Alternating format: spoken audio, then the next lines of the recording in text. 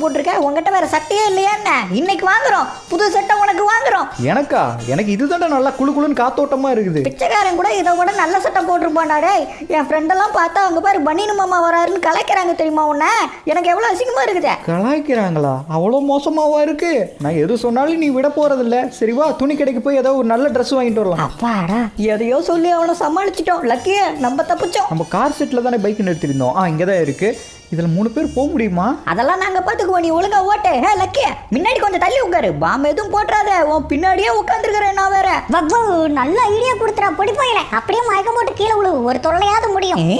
லக்கிய, நீ இப்படிதான் ஏதோ ஒன்று பண்ணுவேன்னு எனக்கு முன்னே தெரியும். அதனால தான் நான் வரும்போது கையில் ஒரு கோனசி கொண்டு வந்துருக்கிறேன். நீ ஏதாவது பண்ணுன ஒரே குத்து தான், பின்னாடியே குத்திடுவேன் பார்த்துக்க. கம்முன்னு வாங்கடா. நொயின்னு பேசிக்கிட்டே இருக்கானுங்க. இவனுங்க பேசுறதுல நான் பைக்கு கொண்டு போய் வேற எங்கேயோ விட்டுருவேன் போல. ஓகே, அந்த துணி கடைக்கு பக்கத்தில் வந்தாச்சு. இங்கே தானே ஒரு கடையில் டிஸ்கவுண்ட் நிறைய போடுவாங்க.